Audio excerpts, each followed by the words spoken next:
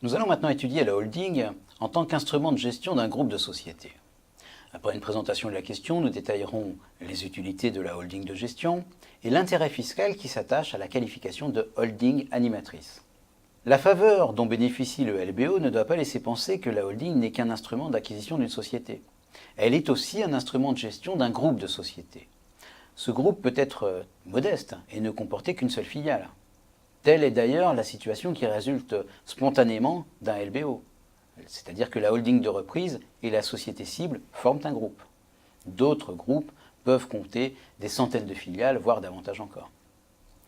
Dans tous les cas, la holding est un instrument de concentration du pouvoir qui permet de structurer un groupe de sociétés. Ce groupe peut être constitué de différentes manières.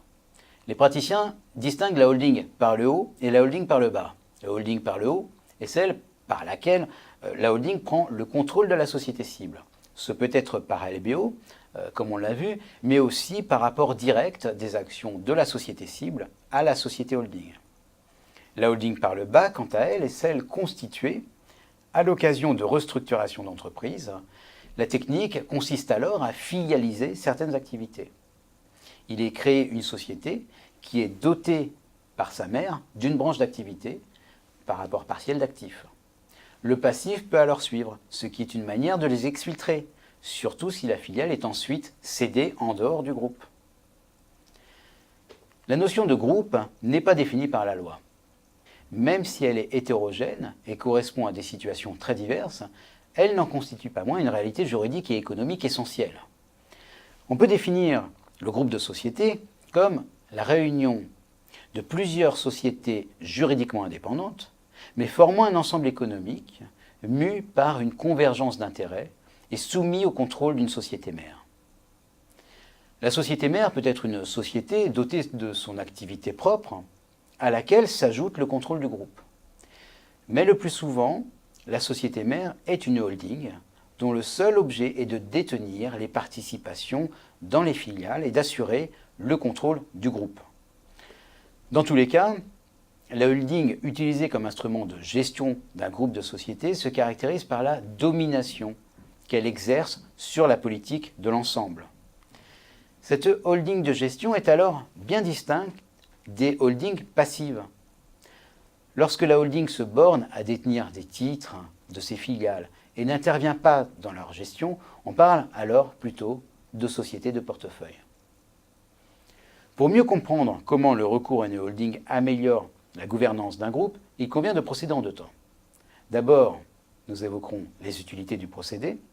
Ensuite, nous insisterons sur un aspect fiscal important, à savoir la notion de holding animatrice et ses conséquences. Donc, tout d'abord, les utilités de la holding comme instrument de gestion d'un groupe. On peut schématiquement regrouper ces différentes utilités en trois catégories. Premièrement, en premier lieu, la holding assure la cohérence d'ensemble d'entités juridiquement distinctes. En effet, il est souvent nécessaire de cloisonner les différentes activités d'une entreprise au sein de plusieurs personnes morales. La multiplication des entités peut alors susciter des difficultés de gouvernance. Sous cet angle, la holding apparaît comme un remarquable outil de concentration du pouvoir. Le contrôle exercé par la société mère sur ses filiales lui permet d'imposer sa volonté, de mettre en œuvre une politique de groupe, de coordonner les activités de chaque société et de créer des synergies dans l'intérêt du groupe. À cet égard, la concentration du pouvoir que permet la holding peut aussi servir à des fins plus spécifiques. Il est possible de procéder à une association d'entreprises concurrentes. C'est ainsi que les deux fabricants de pâtes, Lustucru et Rivoire et Carré, avaient apporté 70% de leurs titres respectifs à une holding commune afin de déterminer ensemble la politique du nouveau groupe. La concentration du pouvoir dans une holding est parfois utile aussi comme une défense contre les OPA. Lorsque LVMH avait tenté de prendre pied dans le capital d'Hermès, c'était par le biais de la vente d'un important bloc d'actions d'un des membres de la famille détentrice du capital. Pour éviter à l'avenir ce genre de trahison, les 51 membres de la famille ont fait apport de leur action Hermès à une holding H51 qui est désormais l'actionnaire majoritaire d'Hermès. Ainsi, Au lieu d'avoir une multitude d'actionnaires susceptibles de ne pas résister à une offre financièrement irrésistible, il y a une holding dont les titres sont répartis entre ces mêmes 51 actionnaires principaux. En pratique, cela place Hermès à l'abri de toute prise de contrôle. En second lieu, la holding offre un effet de levier juridique. C'est un des aspects que l'on a déjà évoqué pour le LBO. La holding offre la possibilité remarquable de concentrer et de conserver le contrôle de l'ensemble du groupe. Plus le groupe s'agrandit, plus on peut empiler les holdings, à condition, toutefois, de s'assurer de la présence de partenaires minoritaires, partenaires de confiance à chaque étage. Pour reprendre le titre évocateur d'un article de Jean Perlevade, ancien dirigeant du Crédit Lyonnais, on peut ainsi, par une chaîne de holding, contrôler sans argent, emprunter sans surface. Enfin, une troisième grande utilité de la holding, en tant qu'instrument de gestion d'un groupe, est de permettre de réaliser des économies d'échelle. Le regroupement de moyens, la suppression de doublons, permettent d'importantes synergies. Et cet objectif est souvent recherché à l'occasion d'une fusion consécutive à une acquisition d'entreprise. Il peut l'être aussi au sein d'un groupe, par la holding justement. Pour les filiales, c'est une sorte d'externalisation de services internes au groupe. Peuvent ainsi être concernés les services fonctionnels, par exemple le contrôle de gestion, le secteur juridique, l'informatique, les ressources humaines, la comptabilité, le marketing, l'organisation commerciale, le service achat ou encore la trésorerie. La holding peut aussi avoir la charge, justement, de gérer la trésorerie commune, en étant liée à ses filiales par une convention dite d'omnium.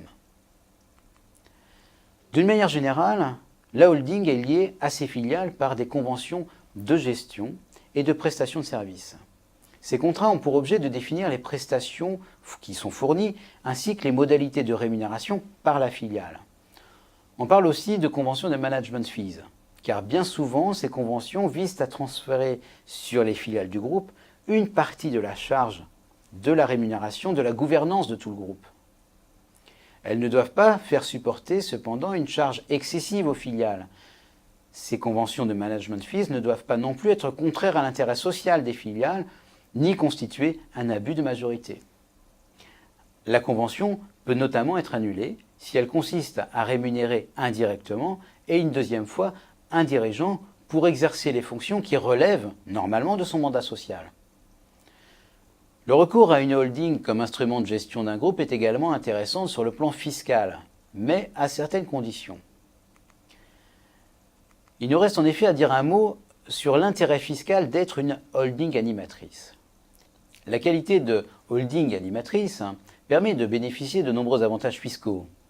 On peut citer principalement l'exonération d'impôt de solidarité sur la fortune au titre des biens professionnels, l'abattement pour durée de détention en cas de cession des titres, ou encore la diminution de la base taxable en cas de donation des titres faisant l'objet d'un engagement de détention.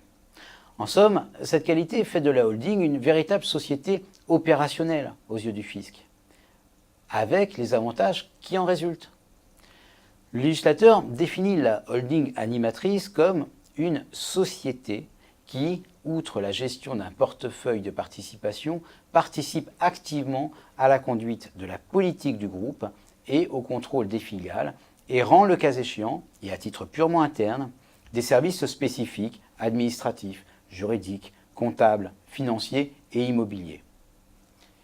Mais l'administration fiscale entend de manière restrictive cette notion, ce qui donne lieu à de nombreux redressements. Pour éviter autant que possible un redressement, il faut agir en amont, en se ménageant des preuves.